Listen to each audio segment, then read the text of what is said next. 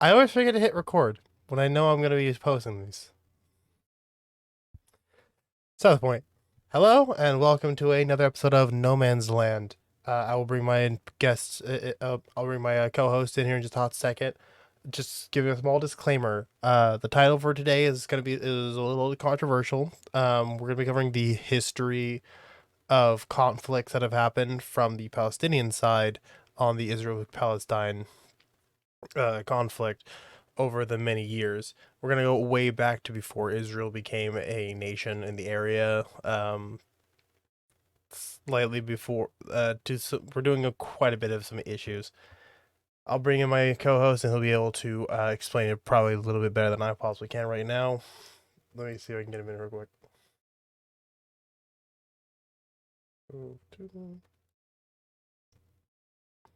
Hello, hello. Hey, Hey, okay, we are live. I was starting up, just giving the small disclaimer that today is going to be a little controversial, but what we are doing is uh just simply showing for this week we're going to be showing the history of Palestine, and then the next show's going to be the history of Israel and all the bad that they have done as well. all right. Let's also clarify. This is by no means an attempt to be a complete history of either side. This is not even meant to be a complete history of all the wrongdoing that they've done. It's just more a matter of, for the last few months, these debates, it's just the same slogans over and over and over again. And it's very black and white perspectives where people just kind of want to erase the wrongdoing on both sides. So I just thought it would be good to highlight some historical incidents and also talk about some history in general. And we can just kind of discuss what it does or doesn't mean. Um, so let's start off here. What do you think the biggest misconception is regarding Palestine?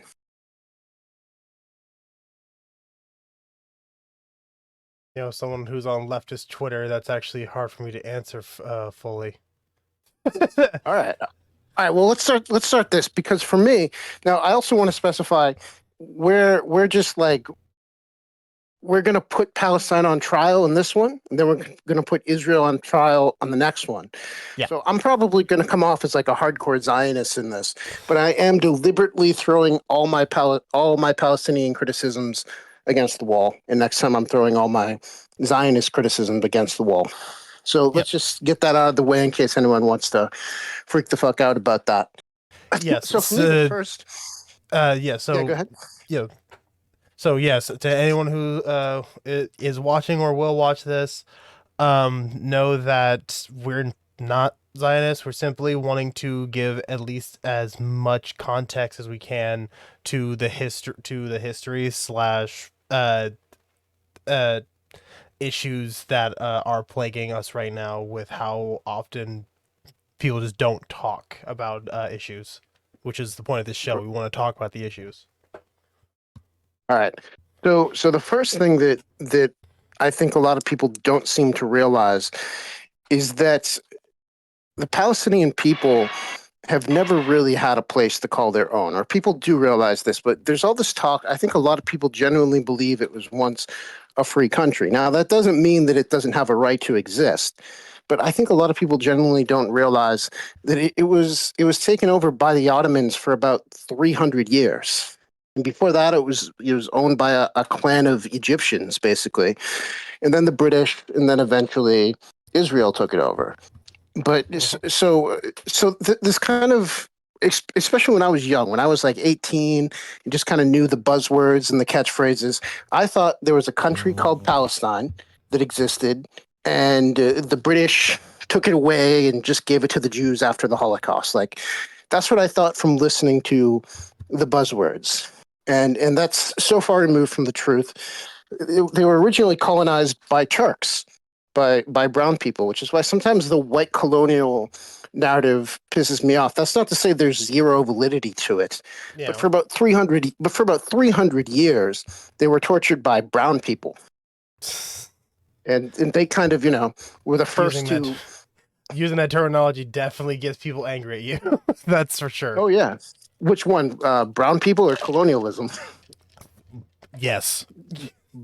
When you Both. Yeah. very specifically when you say when you very specifically say that it was first people who would be considered brown people were the ones that first were doing the attacks or the colonization.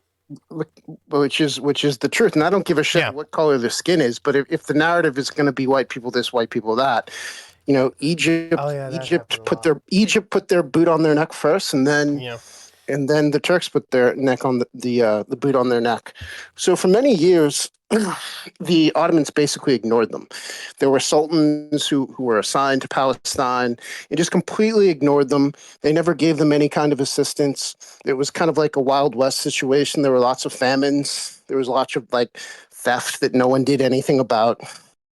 Hmm. And it was also a place where Arab nationalism really took rise. I mean, it took rise in a lot of different places, but people tried to start Arab nationalist movements in Palestine under the Ottomans, and they were hung. It was just a complete and utter shit show for the most part. But what's interesting is, and we'll talk more about this when we talk about the Israeli perspective. What's interesting is, I can't think of too many acts of violence between Jews and Arabs throughout those years. I'm sure they were there, but when I run through my knowledge of history and I start Googling, trying to find stuff, it all seems to start around the time the British come in. So those hundreds of years where there's Jews and Arabs under the Ottomans, there doesn't seem to be that much Arab on Jew crime. It's there, but the most famous events seem to come later. And that was around, and I'm guessing that was around the 1920s, based off the stuff that you've sent me. Oh no, that was way. So the That was way Ottomans was before. like 1500s to like 1910 or so, Ah, which is the British. The Brits came in 1910. that's what. So we'll talk more about it, but in the next episode. But Zionism, for my money, really starts to become a big thing in the late 1800s. So there's a lot of Jewish immigration into Palestine years later due to anti-Semitism in Russia and in France. And then in like the late 1800s, Theodore Herschel blows up, and this concept of Zionism is starting to blow up. And that's when the tension really starts to begin. Now, most of the Muslim community, I forget if it's the Muslim community or Arab community, but most of I think it's the Arabs in general, were not particularly literate at the time. I think it was something like 10% were literate in the early 1900s.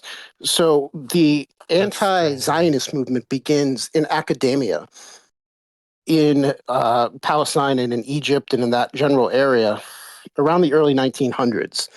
And I went crazy looking for it. I sent you a screenshot. Why don't we start with this? The Okay. screenshot by the student group. Student group. Student group. That one's the. God, where is it? I literally was just I was trying to find all the images you sent me, and I was getting them all ready in a tab. Right, right. Which which one did you want me to go with first? The one that says that starts with saying in July of 1914, or Yeah, that would be the one. Now, I got the screenshot. I went into my Kindle and found it in the Mark Tesla book.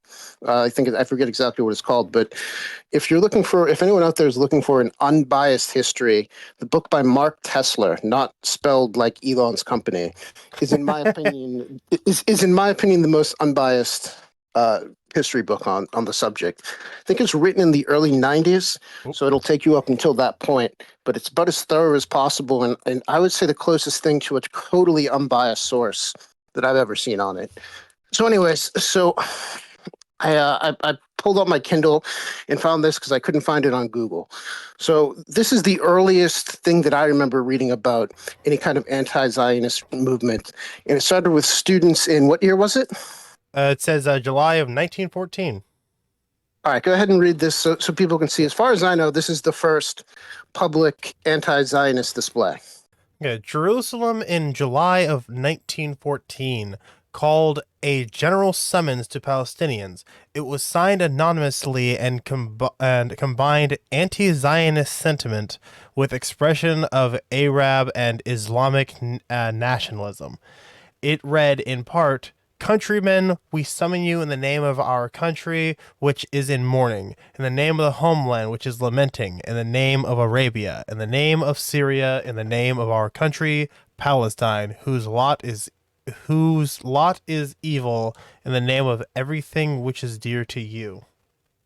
Men, do you do you want to be slaves and servants to the people who are notorious in the world and in history? Do you wish to be slaves to the Zionists who have come to you to expel you from your country, saying this country is theirs? All right. So one thing that's really interesting that doesn't sound very different from the rhetoric that's all the way out there to today. Mm-hmm. One thing I wanted to hint at: did you interpret that as anti-Semitic on any level? Because because they use the term anti-Zionism specifically, um, with how it originally, with what the term originally was meaning, it gets really close. I want to say no, but it probably is. But that's just me. Here's what stands out to me though was the line about these men from history, like because Zionism is not. I mean, it is an age-old thing, but it's just recently become a known thing. These men in history implies anti-Semitism to me. I could be That wrong. make We don't have the opportunity to interview these students today, I but mean, it makes sense why it would be seen as that, considering the history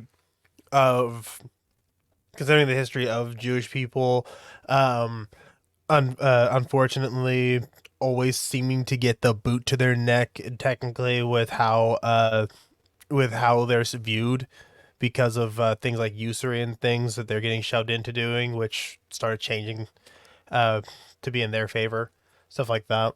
now, now, now, keep in mind the context here is they're coming from Europe in large doses at this time, and Yep. it's because literature like Elders of Zion is popular throughout Europe. So anti-Semitism is on its way to the Holocaust as this is being written.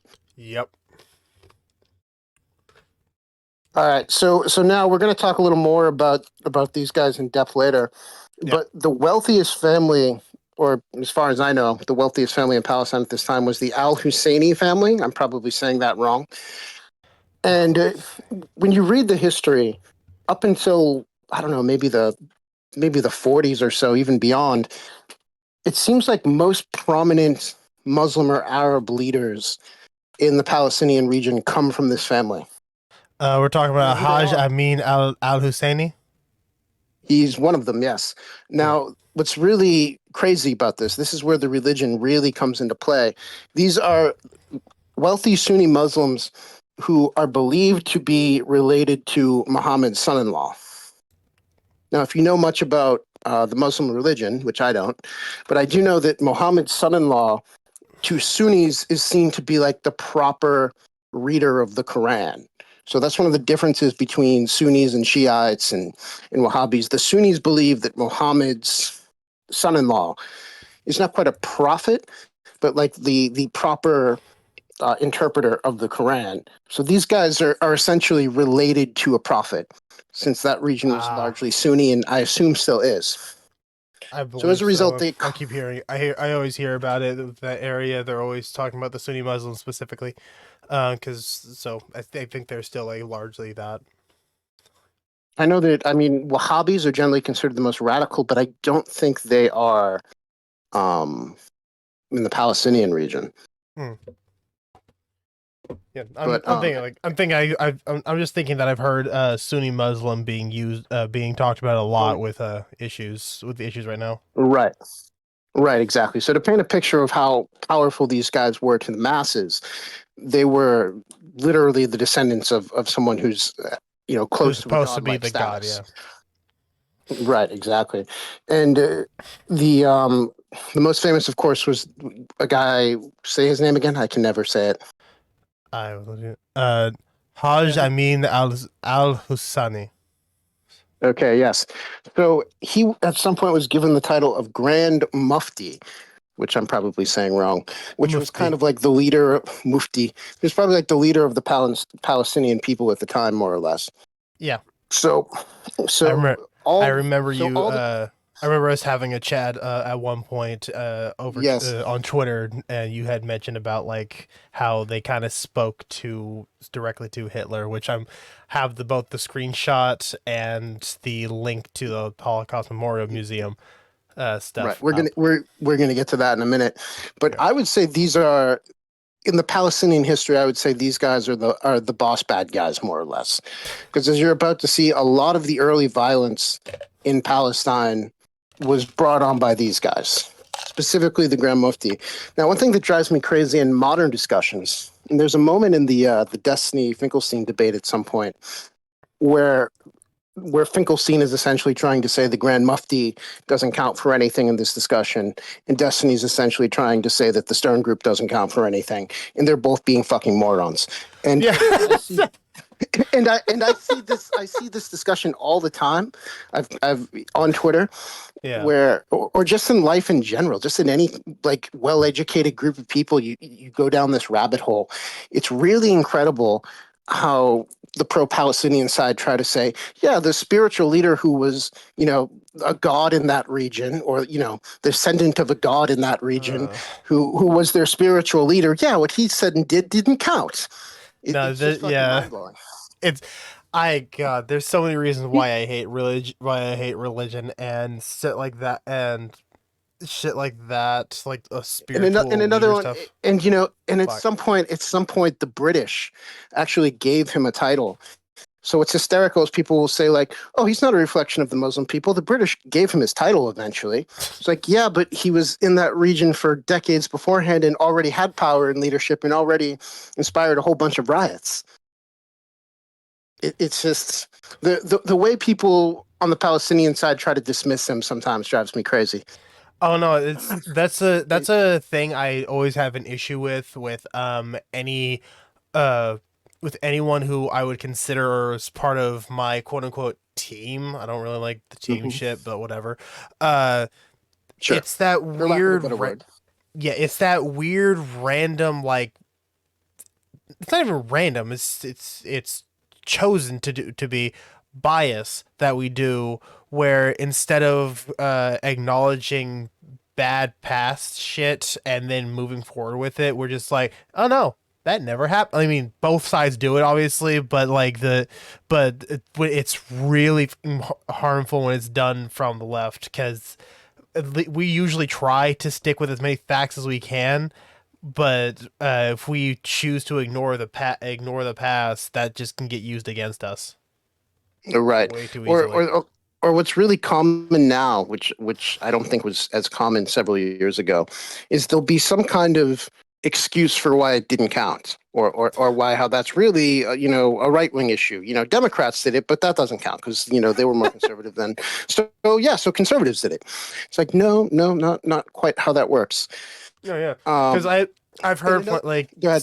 slight side tangent, but like if I were to make a good comparison as what we're talking about now with what we're talking about with this, both the Mhm. like conservatives and stuff like that did it. Um, there's always a talk about like Confederates and neo-Confederates are always talking about, well, the North had slaves too, and it's like yes they did, but there's so many people on the left who's like, no, they were trying to free the no, they had slaves. Stop doing that. Stop erasing history. That happened. Don't. What are Right. you doing? Yeah. No, I agree with that comparison. And one more mufti bad faith conversation that I see happening a lot now is Netanyahu recently gave a speech where he talks a little bit about the Husseini family and basically uses it to say that the Muslims gave Hitler the idea for the Holocaust, which is the dumbest fucking thing ever. So what I've noticed that happens now is if you bring them up in a conversation with pro-Palestinians, they'll basically say Netanyahu was wrong about that, and it's almost like acknowledging that part of history has cooties because Netanyahu has a bad take on it. Yeah, yeah.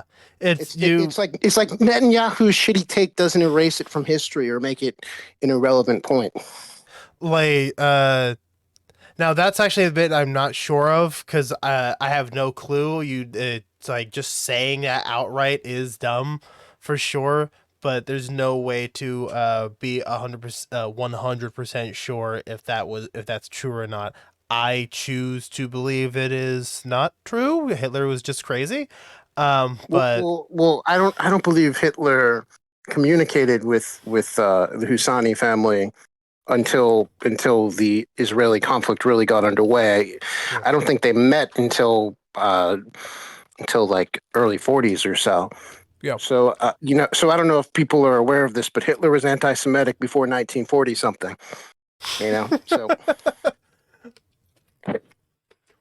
So anyway, As with so most the of Europe at first the time. as they were, yeah, Yeah. which of course relates to this conflict Oh yeah, very much so. in a pretty direct way.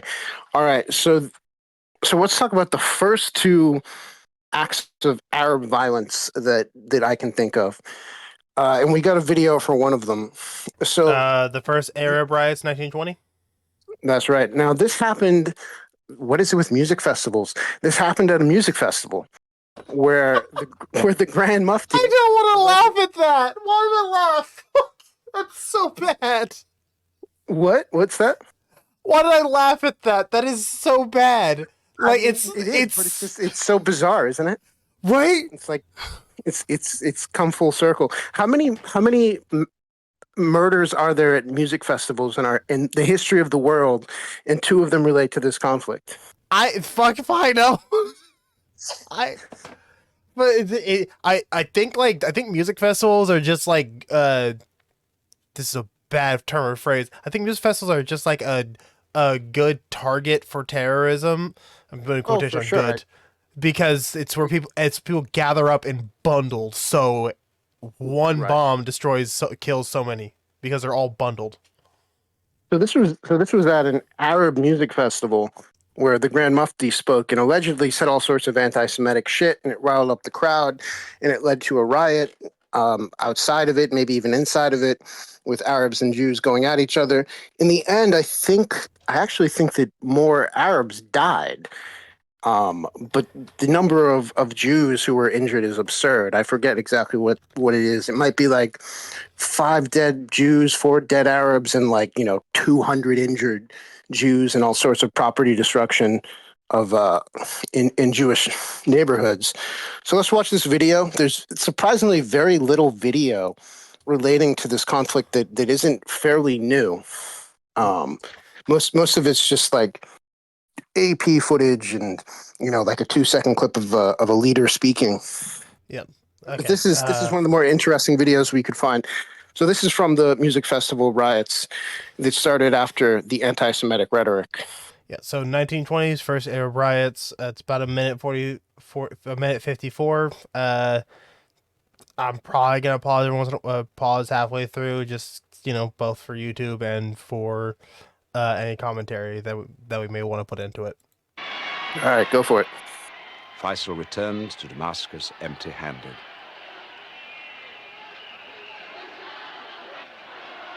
When the news came that the French intended to expel Faisal from Syria, as he was too pro-British for their tastes, his Syria... Hold on. They're saying a certain name that I'm not hearing correctly. Was it the king of Iraq? Was it? I Pysil, I think I think they're Yeah, saying. I think so. Yeah, I believe they were chanting for the king of Iraq, who was seen as a Muslim revolutionary at the time. Yeah, and it looks like they were saying something, and the documentary that we're looking at, it's from a documentary. Um, uh, it's saying it said something about they wanted him expelled for being too pro-British. and Palestinian supporters decided to launch a struggle. Sounds vaguely familiar. I think that was it was probably some kind of delegate. Yeah. All right, keep going. Okay. Excitement ran high in Jerusalem as well. In 1920, as the Nebi Musa festival procession left the Temple Mount, cries of "Long live King Faisal" and "Death to the Jews" could be heard. Long live King Faisal, and they were also chanting "Death to the Jews." That's right. King Faisal was the king of Iraq. Yeah. So so Jesus. so death to the Jews already being chanted as early as the 1920s. So we went Yeah. from anti-Zionism in like 1914 to death to the Two. Jews pretty damn quickly. Mm-hmm. Okay. Continuing now. Suddenly, the Arabs began to attack the Jews. I'll always remember. It happened on Passover, the festival of Nebi Musa. This was always an enjoyable experience for both tourists and our own families. Their songs, enthusiasm, swords, but swords raised in joy. I never heard of anyone being wounded. Then on that Sunday, suddenly they began to run, brandishing their swords, pointing with their fingers. That hotel is full of Zionists. Zionists have come. They'll take Jerusalem away from us. Aleum. Let's get them. Let's kill them. By the time they reached us, they had already killed a few. I didn't know then what death was. I thought they threw a few stones and that was that. But those that were hit never got up. The Nebi Musa riots of 1920 were the first violent Arab attack on Zionism. 7 Jews were killed and 200 wounded. 200 wounded. 200 wounded. Okay. Yeah. So one thing to keep in mind here that a lot of people don't realize is the rhetoric around this time regarding the Jews sounded a little bit like the way MAGA would talk about Mexicans. Now, there was an anti-Zionist movement among the educated, which was a small fragment of the entire region. But to the average person, they just didn't like them because they were, taking their properties, taking their jobs, and they were just worried about job security largely. Yeah, So yeah. They were saying something about they're taking away our land and stuff like that, which simply switch out Zionists with immigrants, and yeah, that sounds exactly like how MAGA speaks. well, it's truly amazing to me that the concept of settler colonialism is such an applause break among leftists nowadays when they don't realize if you look up people opposing settler colonialism and what they wrote, it's exactly what MAGA says today. And there's a long discussion we can get into about that I don't want to get into now. And I'm not saying I agree with MAGA's take on immigration. It's just an Yeah. interesting nuance where you got to say to them, well, okay, you're concerned about settler colonialism. How would a country handle settler colonialism if they were worried about it? Well, the answer would be to shut down the borders or kick people out. So, Mm. so it's just incredible they don't realize that contradiction in their worldview. Uh, the thing is, I don't. Okay, so whenever I hear settler colonialism, I gotta remember what that actually means. That's I'm guessing just like people just straight moving in, right? And take That's the most simple way to put it. Yes. yeah. Okay. And I mean, people who have handled that, people who have looked at that and done something about it in the past have been people like Idi Amin, who killed and annexed threw all the Asians out. Yeah. So it's just as a concept, it's an anti-immigrant concept when you actually put Think it about into it. policy. Yeah. And oh god. Yeah, and I'm Now, obviously I myself am not very big on the whole anti-immigration thing of wanting to close borders. I would rather open, but I would want it done in a certain. I would want it done where we make sure that people wouldn't be rushing. It wouldn't be rushing in if that would mean helping them in their country, because obviously right. that's the reason why they're We coming over here. But that's another topic we can entirely. we can we can do a whole separate video about that someday. I Yeah. agree and disagree with you at the same time. So a lot of the newspapers at the time, the publications, were talking about Jews the same way that MAGA would talk about Mexicans. But what's really interesting is they were Christian Arab owned papers. If you look up what were the newspapers from Ottoman Palestine or British mandated Palestine, it was all Christian Arabs who were writing that stuff.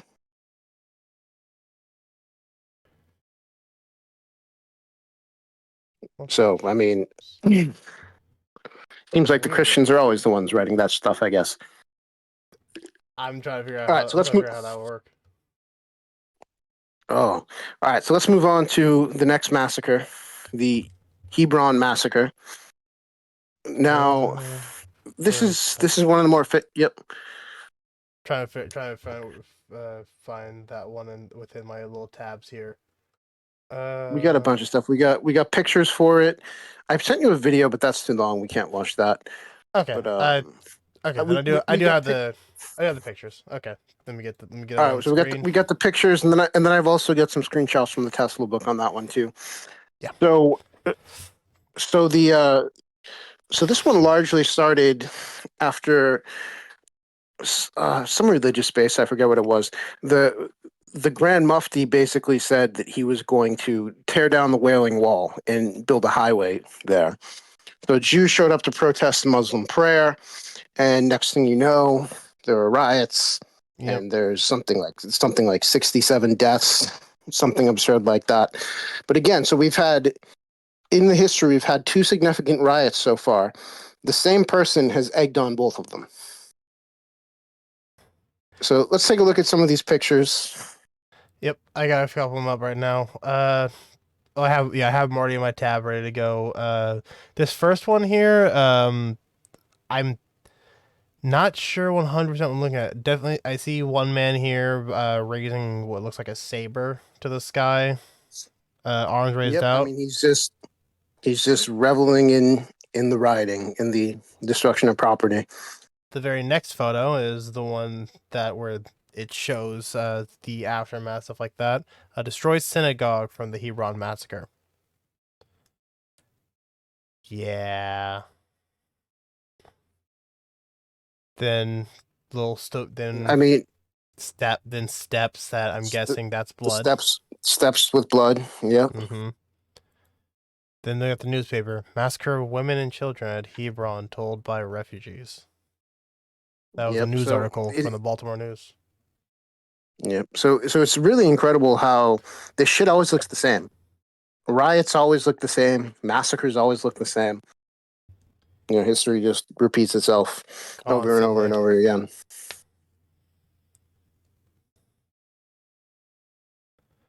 47 dead in Jerusalem riot. Attacks by Arab spread. British troops rushed to city.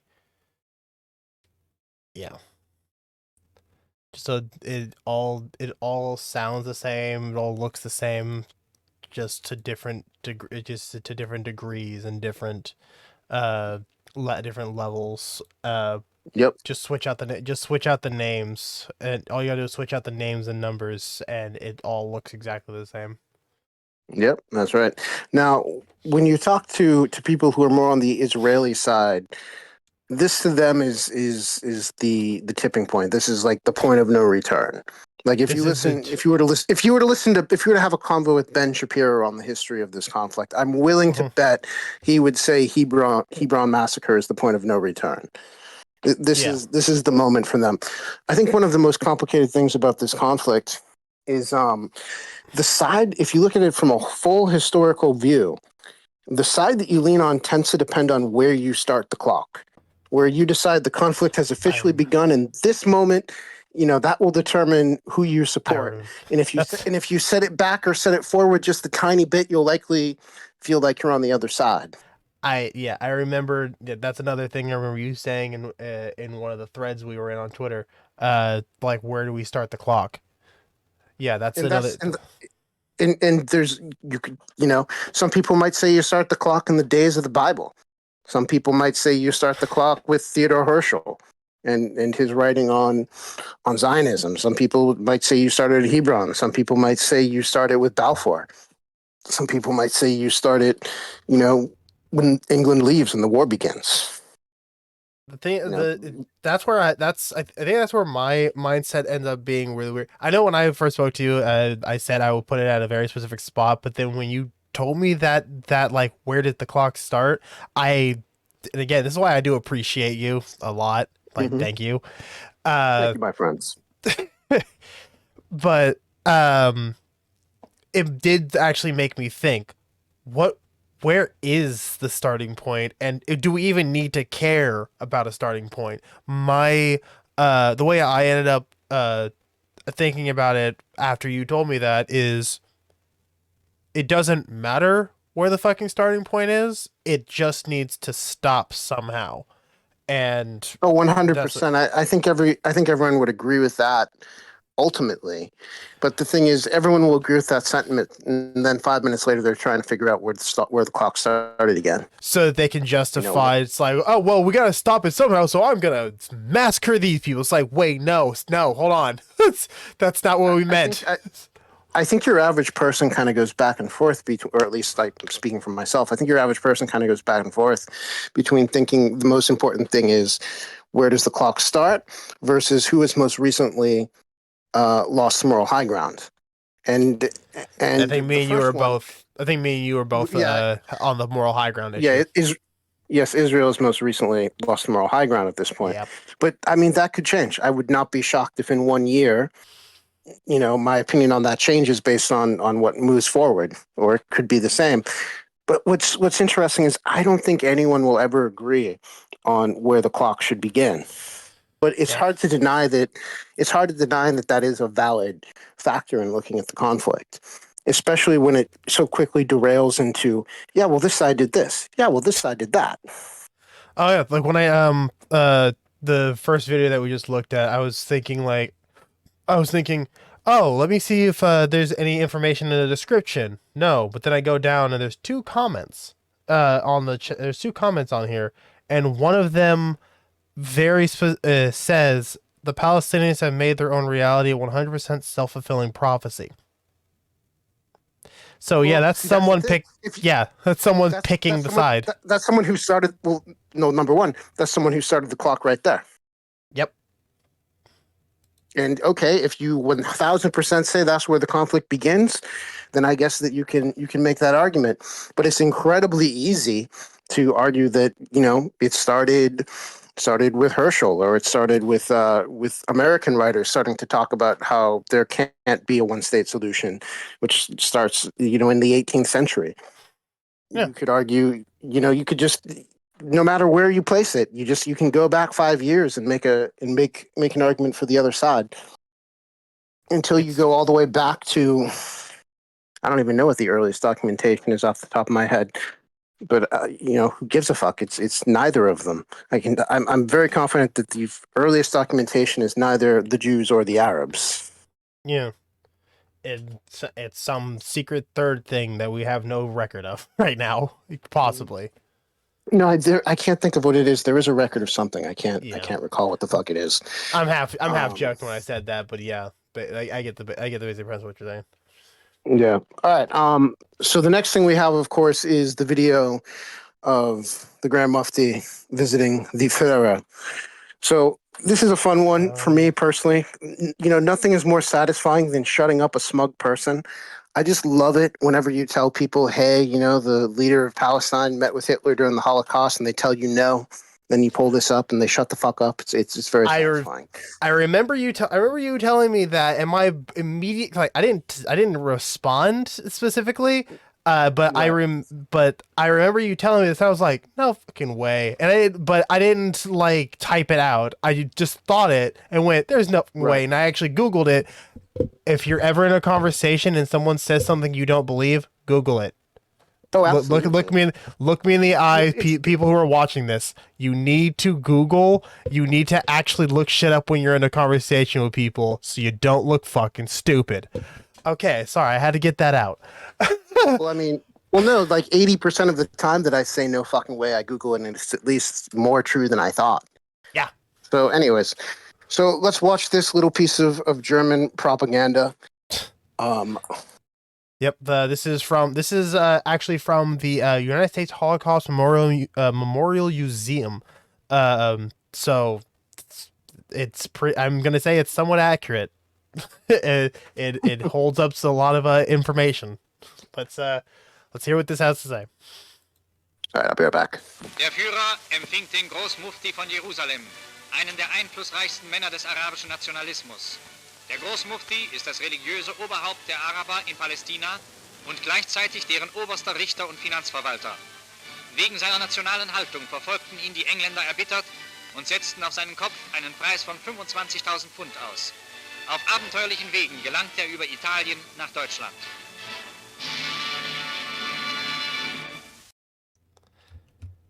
Yeah. Okay, so quick little 30-second clip showing the Haj Amin al-Husani meeting with Hitler as it shows here. Let me see if is the thing that you sent me. Yep, right here. Yep. Okay, I had the screenshots where it's a little bit more zoomed in on what it says on that on the side of that little propaganda video. Now, one thing I want to point out here is a lot of people, you'll show this to them and they'll still try to say like, oh, well, did they have a treaty? Did they sign a treaty together? And the truth is, no, they didn't sign a treaty together. But we're going to pretend meeting with Hitler and Hitler saying, I'm on your side is nothing when you're in a conflict with Jewish people during the Holocaust. Yeah. Here, I'll go ahead and read the little thing because obviously that was in German and not no. I don't have a German audience yet. No. So Soon, I'm sure. Hopefully. Okay, so in that German propaganda newsreel, the former Mufti of Jerusalem, Haj Amin al-Husani, an Arab nationalist and prominent Muslim religious leader, meets Hitler for the first time. During the meeting held in the Reichschancellery, Hitler declined to grant al-Husani's request for a public statement or a secret but formal treaty. So, no, they did not have a treaty, but they still had that meeting. People need to be sure that you're not being stupid and just saying it's not real. Know your history so you can know what to actually think instead of what you're told to think. Wonderful.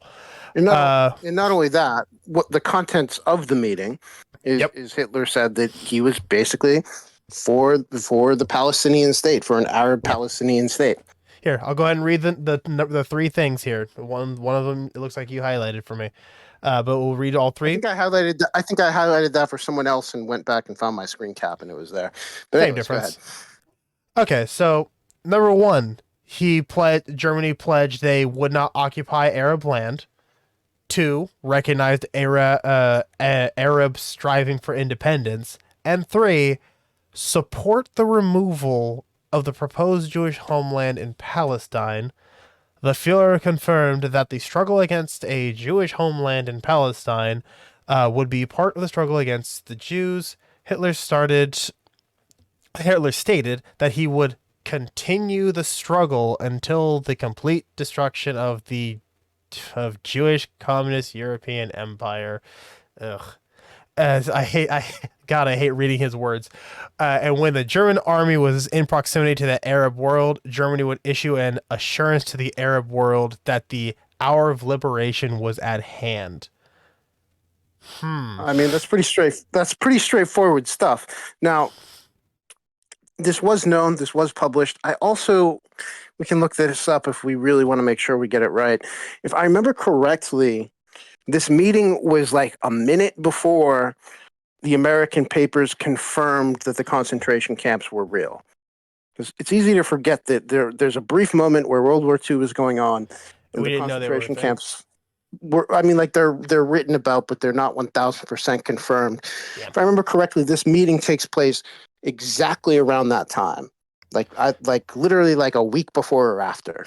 It's in that general time frame, which makes it all the more interesting and significant. Yeah. Now a thing that really is important to take note of regarding this event and this issue and the fact that this guy was essentially the leader of Palestine for many, many years leading up to the war. Everyone likes to point out how racism in American culture is, part of the history and it's a part of our thinking, whether we like it or not. And that is true. Now, some people like to have shitty takes in regard to that and stretch it out into stupid discussions, but that is true. Oh, entirely. Well, Yeah. it's also true that a country that's been at war with the Jews for over 100 years, their relationship with Hitler is kind of a reflection of their mindset. Yep. And if I'm You know, I mean, if I'm right, that's like probably because of because of said religious issues that have been going on for generations with Quran versus like fuck Quran versus I've always Talmud. Jesus Christ. I Talmud, yes. Dang it, it took me a second to remember names. So Now, yeah. So one thing that I do think is interesting, an argument that you'll find in Muslim writing a lot, whether it be in relation to Palestine or just whether it be regarding which religion is superior, you'll notice Muslim extremists will make this argument. It's kind of interesting if you were to accept theology. So Jews accept the Old Testament, Christians accept the New Testament and the Old Testament. The Muslims accept the Old Testament, the New Testament, and the Quran. So you'll hear Muslims essentially argue, come to the Muslims. We have it all. We have all three books. You get to worship it all. that's And unironically true. I've it's had unironically true. And yeah. you know, I've everyone from Palestinian leaders to Osama bin Laden to just your average run of the mill Muslim who is not a violent terrorist will say that. And it's if you accept theology, it's actually kind of an interesting argument. Oh, it very much is. Because one of my favorite little things to do, just like when I'm chilling, is to listen to atheist call-in shows, and they do have the occasional Muslim caller calling in, and Right. whenever that happens, they usually will say, there usually is the conversation where it will say something along the lines of like with the Quran, it's the it's the next step past the New Testament, stuff like that. They'll always say Right, that. right, right. Doesn't matter Well, all right, how crazy they are. we're really going to be sidetracked here, but Yeah. it's something I've been dying to say in public for a long time because it really shuts people the fuck up in real life conversation. So every once in a while you'll meet a conservative who's a Mormon who will Hmm. talk about Christianity, how important it is. Well, the Muslims aren't Christian because they added a new prophet and a new book. So by what standards are Muslims Christian? They've added a new prophet and a new book. They're about as Christian as Muslims.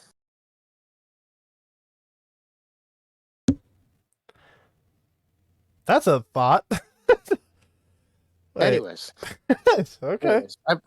anyways, I've never heard anyone say that in public, but it's when you think about it, if you add a new prophet and a new book, then you aren't really Christian. You're just like the Muslims are not really Christian. Anyways, I've Right. always found Yeah. that interesting. No, that actually clicks quite a bit. That's yeah, like that again. Another reason I don't like religion. It usually does have that aspect of being, um, of all the different sects of their religion that basically are their own entirely separate thing, but they still use the name of Christianity or the name of Muslims or the name of Jews. Like Yeah, it's their branches that have already fallen off, but they continue to call themselves it. right, right. All right, so I didn't want to get into the Six Day War or anything like that. I wanted to strictly talk about true acts of terrorism. I didn't want to pick something where people could both Could sides say, it in any way. yeah, it's like, well, they did this, well, they did that. It's like, no, I we're mean, you could if you stretch, you could pretty much both sides the whole thing. oh, entirely. Like, You could pick a side and both sides the whole thing the whole way through. But I wanted isolated incidents that there was no excuse for. So yeah, I think next on the list we have Munich, which of course there's the famous movie, which I have not seen.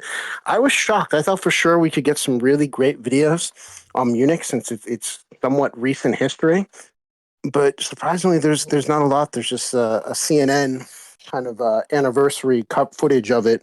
oh, there So it let's is. roll that. Okay, had to find it again. Okay, got it here. Okay, this is the Munich Massacre Remembered. CNN ran this before. Let me actually go to the thing because I'm on full screen for some reason. I'm on full screen. I don't want to like have myself sitting in front of the thing talking the entire time, so sometimes I switch back to full screen. You know? Okay. This is the Munich Massacre. Remember, this was a CNN bit. I'm definitely going to have to do quite a bit of pausing and chatting because fair use stuff. I don't want CNN hitting me. No, fair. A masked gunman steps onto the balcony of 31 Connolly Street in Munich's Olympic Village. He knows the world is watching. Hundreds of TV cameras in place to cover the Olympic Games, now trained on this window.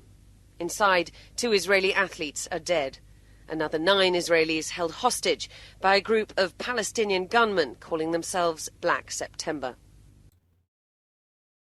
Black September. That's right.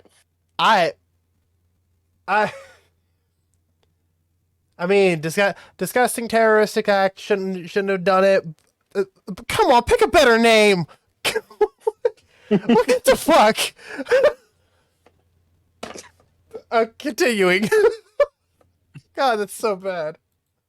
A hastily We need established levity. crisis team is trying to negotiate their release.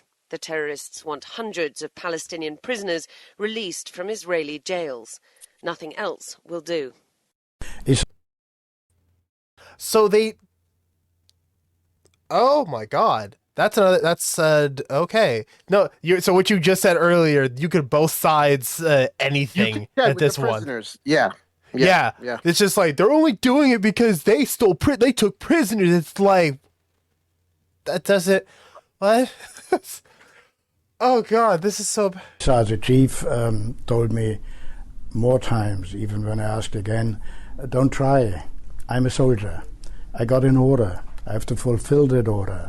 You offer us a window, and this window we have to use to show the situation of our people.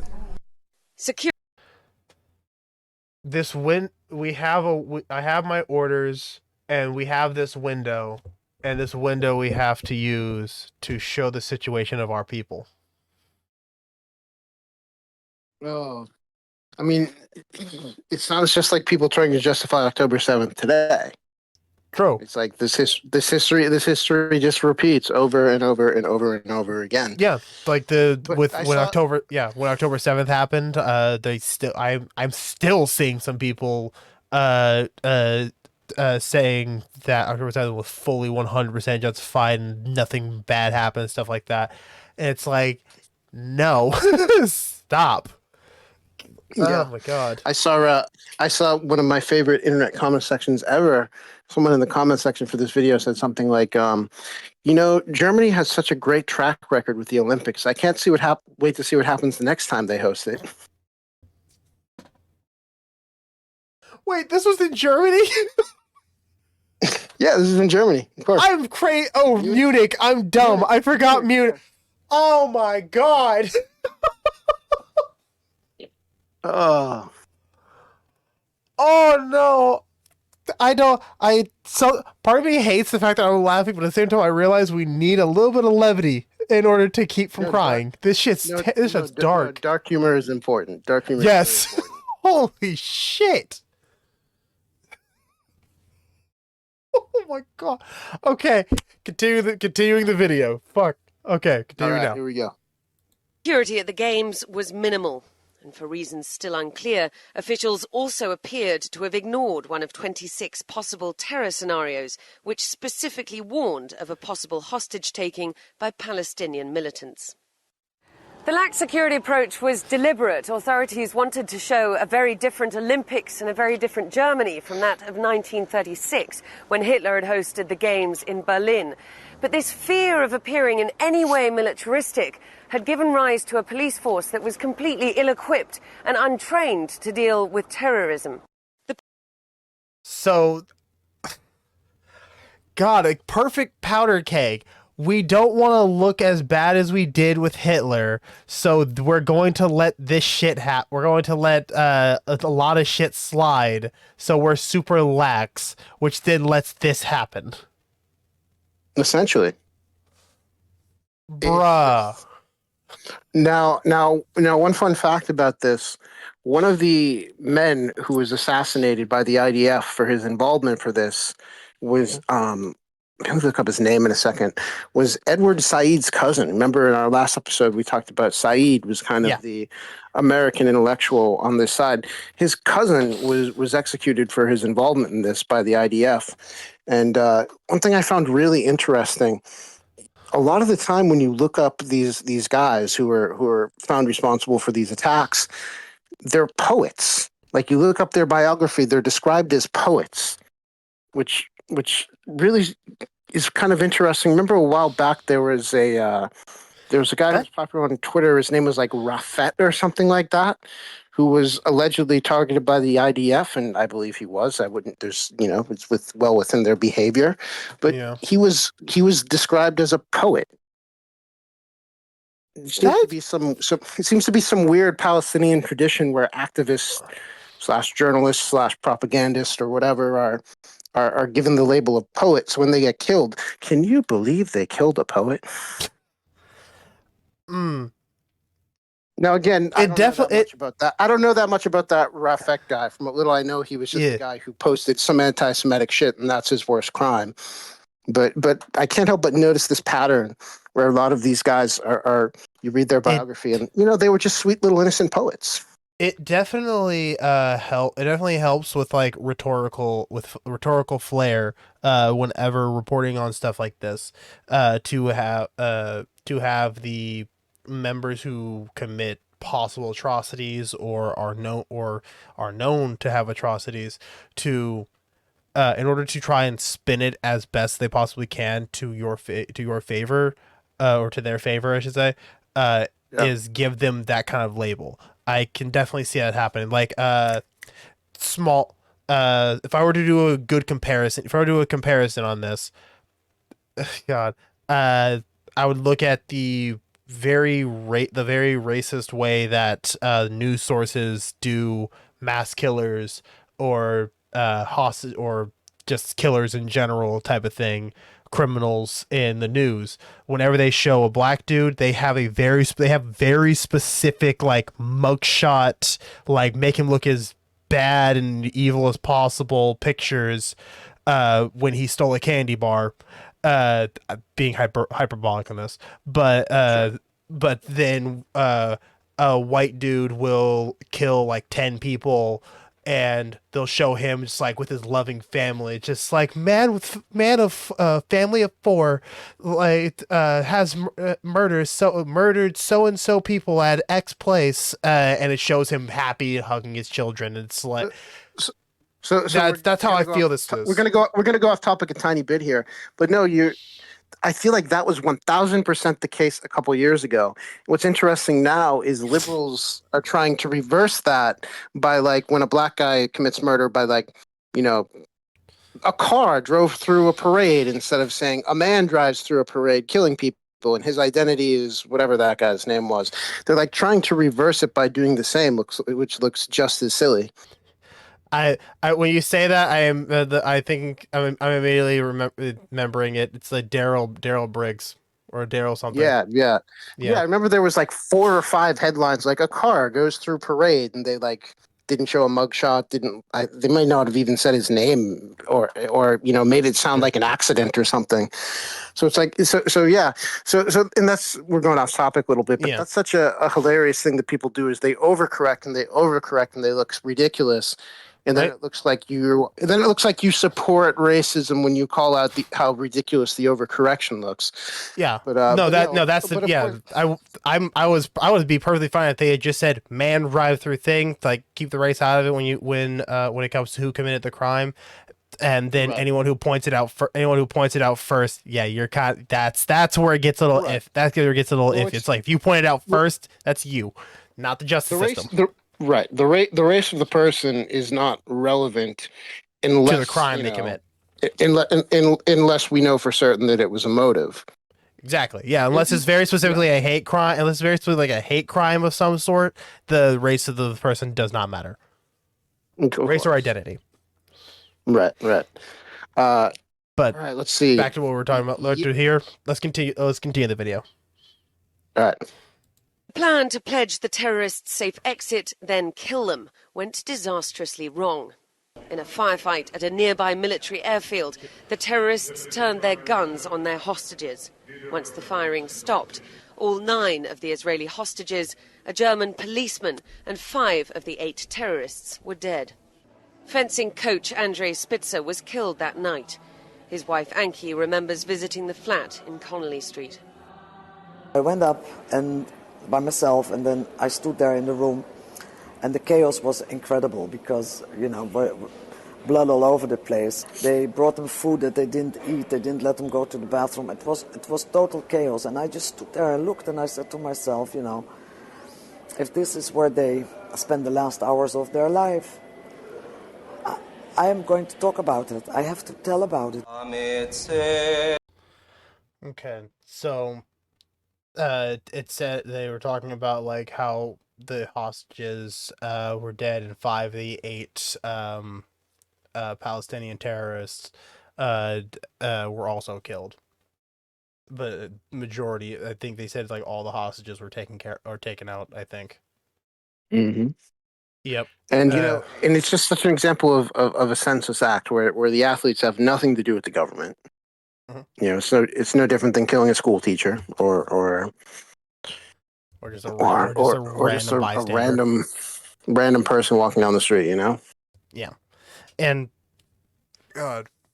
if anything, that could also be, if anything, the way that it would be seen in today, more than likely would be what's the way to describe this? It would definitely be seen as a hate crime, considering they were all Jewish. Well, I mean, it really goes Obviously. without saying. We know exactly what their intentions were. Yeah. Now, We what their skipped some. reasoning for? We skipped something actually. Well, no. Let's go with that for a second. So yeah, in their minds, their reasoning was, well, they have prisoners of ours. We would like them to be free. Yeah. But that's on the micro level. Like they think they've in that moment that's what they think their motivation is. But that's also supported by this long-standing worldview that's deeply anti-Semitic. Yep. And as we were talking about in the last episode, if you or I were born in Gaza, we probably wouldn't have the best worldview of Israel, and that could go down that slippery slope of being anti-Semitic, and Yep. vice versa. If we were born in Israel, and a family member was killed by Hamas, we certainly would say some awful shit we wouldn't otherwise say.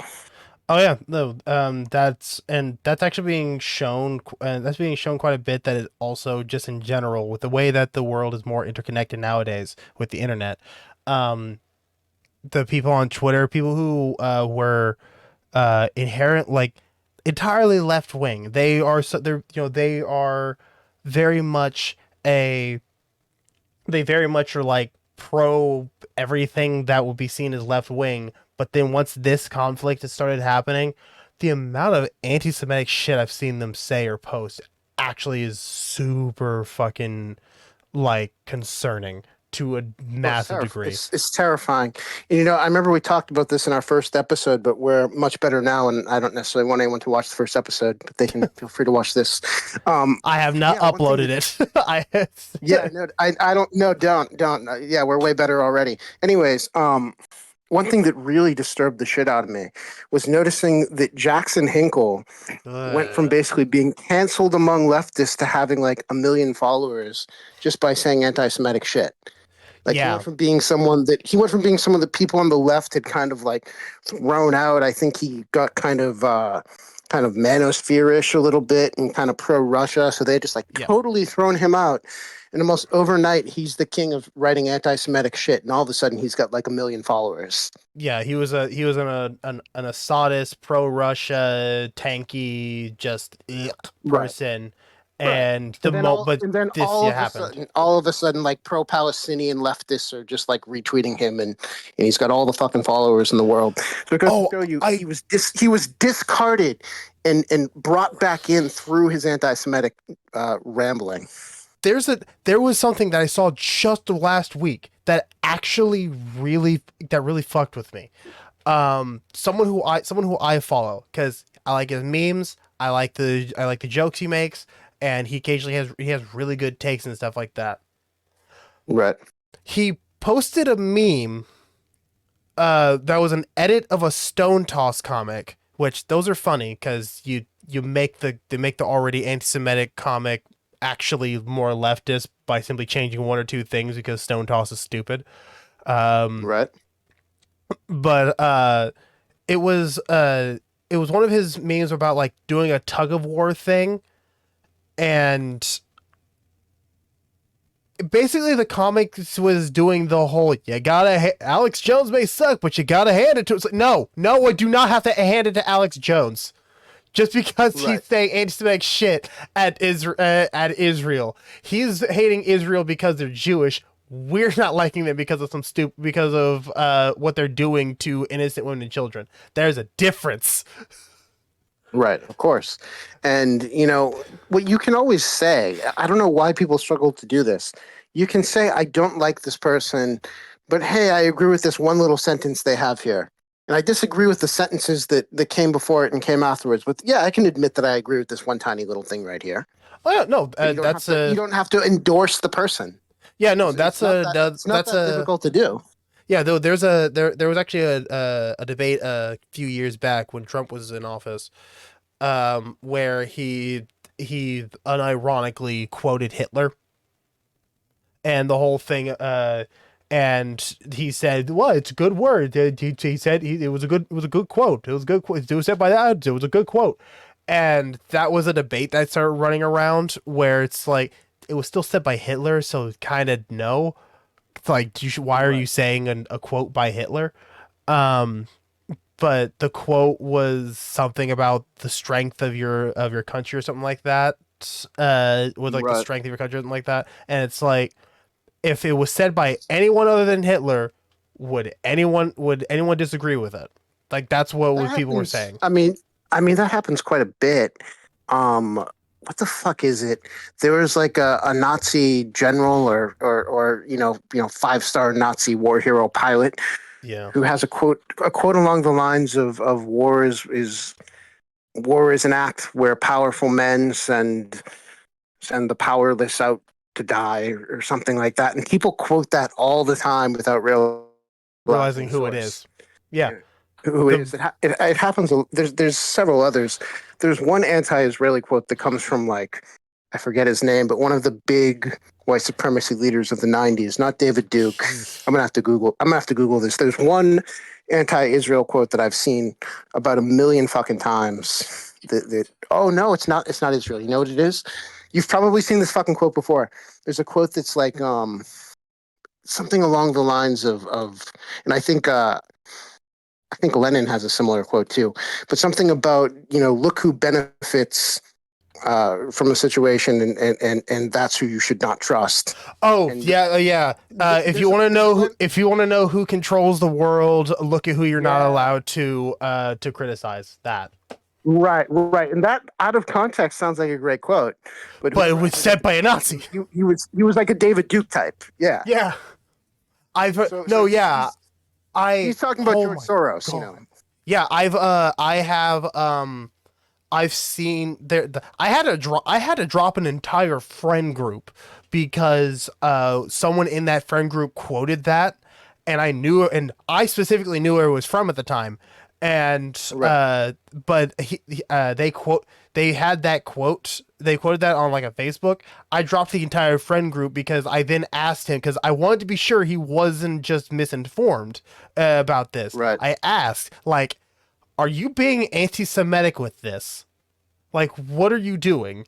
And he did not deny it. He just sent another meme with a very similar type of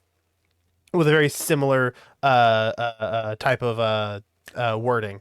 Not the exact Yeah. same quote, but another quote that was along the same lines. So I immediately blocked him, dropped the friend group, said, "Nah, if you guys are still hanging out with this dude, I'm not in your group anymore." And oh my god. So Yeah, yes, I know that quote well. Nazism's a pretty good line to draw when it comes to friends. Um, oh yeah, so I do have to brag about a little bit right now, and Okay. this is something I've actually had personal friends kind of say to me, "Hey, you were kind of right about this. I thought you were insane," but I've been saying for years that the extent to which people are taking identity politics, where it's just a matter of looking at a group as a collective and saying your group is too powerful, your group has committed too many crimes, and we're going to talk about it as much as possible. And we're going to talk about it to you as though you are somehow responsible for it because you're a member of the collective. I've been saying for years that's going to lead to anti-Semitism. That is the logic of old school David Dukian anti-Semitism, and I suspected that the Israeli conflict would be a huge catalyst for it because a lot of college kids were already heading down that road. And I'm not saying that, you know, a fucking Ibram Kendi book is what led to this. No, that's not what I'm saying. But like You know, that being such a big part of the discussion, little by little kind of moved the needle just a tiny bit to a place where I think a lot of these kids were comfortable just going full blown anti Semitic, thinking, these are powerful white people, so fuck them. yeah, no, that's oh my god. Oh, I so in a sense, you taking a little bit of victory lap on this. You were correct on that bit, definitely. Mm-hmm. Because there's a reason why uh, like if you were to look at names on Twitter and stuff like that, name or just how people do, different how people will always like announce their in their bios, their identities and everything like that. Um, Mm-hmm. like I get it. You want to stand out a little bit. You want to show it's like I am this. That way people can address you properly. I get that. There's a reason why in my bio you have my name, you have my profile name, you have my tag name, and then you have a quote that I either made up or I found where that's it. I don't have any flags in my name. I don't have any special emoji except for one that's meant to be a memorial for someone, but that's a separate thing Sure. entirely. That's not to my identity. Like the fact that I constantly get misjudged for being white. Like people always think I'm white on my Twitter account. It's because I usually don't announce to the world through the anonymity of like what my whole identity is because I don't care what my identity is when it comes to talking politics. So Right. even though that does matter in a sense, that's when you get to the policy level, not to the individual level. And that's why I don't like that's why I really hate identity politics because it does lead to what you're saying, and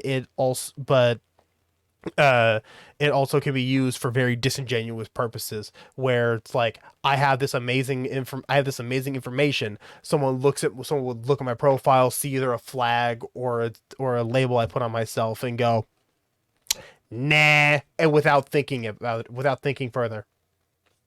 Well, the thing is it looks performative, and a lot of people. I'm more conservative than you, obviously. A lot A of little people bit. who are more conservative than you will make fun of the pronouns in the bio or the flags or whatever. Yeah. I don't make fun of people for that. But my Yeah. honest opinion of it is it does look performative. It does make it look like a phase, and I'm not talking about anyone in particular. Like let's Yeah. start like the Palestinian flag in the bio. When I see that, I don't necessarily assume I'm looking at someone who has studied the history and cares about this issue. I assume I'm looking at someone who is currently in college and like went to a rally 2 days ago, and they're going to spend 3 months caring about this issue. Like Oh, it that's was what the it looks same. like to me. It was the same with the Ukraine issue. Ukraine issue is still Oh yeah. ongoing. And I'm happy that they're still getting the help they need. That's fine. That's fine. But when it was first happening for the first like 4 or 5 months, the amount of Ukrainian flags that's on people's bio names were uncountable. People were making fun of it. There were people who were posting the if you see this symbol in someone's name, it's the symbol that PDFs use and stuff like that because conservatives are nuts. Right. Um, Right. uh, but then about like after 5 months, it started to die down to where I had like three mutuals at that point where they still had it in there slightly, and now no one I really speak to has it anymore. It's all the Palestinian flag now. Yeah, I don't think I've seen it in quite a while. and who knows? I think this conflict is going to stay fresh in people's minds for a little while. Now, correct me if I'm wrong. Did it feel to you like this was an issue that before October 7th, very few people could talk about for more than a couple minutes?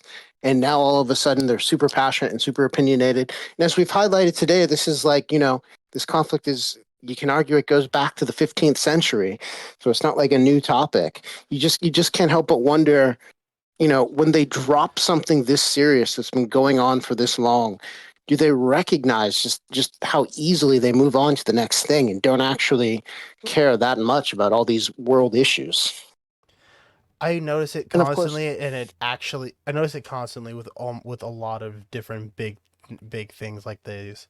Like I said, when it came to the Ukrainian thing, I still occasionally have that mindset. I still occasionally have that like twinge in the back of my head. Like I know I need to like focus on some other things, like for my personal shit. But I also still think about Ukraine and wanting to and what could possibly be done for them. Um, but with the Palestinian thing, it's a little bit more upfront and everything. So Ukraine's slightly to the background, but me personally, it's still there. I still care about it, but yeah, it seems like people are just really, because of how media is shoveled into people's minds or into people's eyes. It's just it will get dropped eventually once a new thing pops up. With this, it's a constant. Right now, we're getting a constant steady stream of content and videos and tweets and other stuff live from people who were either there, nearby, news sources covering it. It's a constant thing going on and on and on. So maybe it'll last longer than it did for Ukraine, but the moment a new big thing happens, Palestine's going to be forgotten again. yeah, most likely. All right, Uh, man. I'm getting let's see if to we it. can let's see if we Go can ahead. finish this video. Let's see if we can finish the last of this video real quick. And All right, then we'll cool. go to the next thing. All right, cool. Olympic dreams shattered in a very black September, when the face of international terrorism, now all too familiar, made its horrifying grand entrance onto the world's television screens. Diana Magne, CNN, Berlin. I had to get that last bit in where, of course they. So that's why they called it Black September. It's dumb. I still hate it. Okay. What was the next thing you were wanting to get into? All right, I think I posted one more thing, right? Uh, Now, the Jaffa fire rages. no, let's not talk about Jaffa. I think that everything that I wanted to say about Jaffa was said in Hebron. So Okay. let's do what is it? I can never remember the name. The time that the Palestinians went to kill school children on Passover, but school was closed that day. Let's see. The Hold on. Kiryat Shimona. That's it. Yes. I can never pronounce that or remember that shit. Yeah. So we had to resort to Wikipedia for this one, but I thought it was an important thing to cover. I couldn't find any good articles that were kind of podcastable. There weren't really any good videos either. But this was an instance where on Passover, one of the many different Palestinian groups that have existed over the years, it's almost impossible to keep track of all of them, went to a Hebrew school to execute school children. They weren't there, so they went into a neighborhood and just started executing civilians. And this was Fine. at some point. I'm going to the references and I'm just opening them up for some things where they talked about it. Uh, Yeah, and I'll read. this is the 70s. Yeah, go ahead. Yeah. So I'll go ahead and read the Wikipedia for the attack. I'm gonna be washed out for this one because Wikipedia is bright, fun. Kiryat Shimona is a small Israeli village near the Israeli-Lebanon border. In the early morning of April 11th of 1974, three members of the Popular Front of the Liberation of Palestine, General Command, crossed the border from Lebanon into Israel. They first entered the I can say it. Janusz Korczak. Just go with it. Just keep Yeah, rolling. I like getting my pronunciations correct. um, Elementary school, but the classrooms were empty due to Jewish holiday of Passover. The attackers went undetected for over an hour. They then crossed the street and entered an apartment building at 13 Yehuda Halevi Street. Yeah, I said it right. The attackers killed a number of residents at the apartment building before moving to the buildings next door. They killed the building's gardener before climbing the staircase and shooting those they encountered. The three gunmen then barricaded themselves in an apartment on the top floor and exchanged gunfire with responding Israeli soldiers. The attackers' backpacks of explosive was detonated, killing the three attackers. According to the Israeli police, the attackers were equipped with rocket-propelled grenades or RPGs, and threw children from the top floor of the building. 8 people were killed, 8 of them children. Two of the slain Israelis were Israeli soldiers, and the rest were civilians, and 16 were wounded. A splinter Palestinian group claimed credit for what it called a suicide attack via a telephone statement to the media. The group claimed the goal was to attack and release of 100 fighters from Israeli prisons. I'm Yep. noticing definitely a bit of a pattern here with every one of their attacks. It's always with that specific. It's always that specific, um, Right, reasoning. prisoners. And the thing We about want you to release prisoners prisoners. is it's very easy to find it in any conflict with any country. It's easy to find a couple prisoners who probably don't belong there, and to sound virtuous, saying we're going to try and get them out. But the truth is, it's not an excuse to massacre civilians. It never Not at has all. been. It wasn't then, and it's not now. So you'll notice a pattern. Now, I deliberately left out a huge gap there because I didn't want to talk about the period, the Six Day War or the war where Israel was formed. I wanted to Yeah. specifically talk about very undeniable wrongdoing here. But one pattern that you notice is the early terrorist attacks in Palestine are religious based, and they're specifically instigated by the Al Hassani family. Yeah. And then you'll notice like 60s and 70s on, it resembles more what we're seeing today, where it's, hey, Israel has some prisoners of ours. Let's execute fucking innocent children. Yeah. And that cycle is what continues today. Now, of course, religion is still a prominent factor, but you'll Oh, notice it it, entirely. it but you'll notice I it keep hearing really it. but you notice it really seems to be a stronger motivator in the beginning. Hmm. And if we were to go back even before that 1914 writing, um, it would probably show even more strong that it's still religious based and than it started to be with than it is with the just saying we want the hostages you took from us back kind of stuff. Right, right. And I mean that's just the way of the world where the uneducated leaned into religion. So as we mentioned earlier, people in that region and in all regions were radically uneducated at that point. So of course they were leaning more into religion than to any kind of political science. Mhm.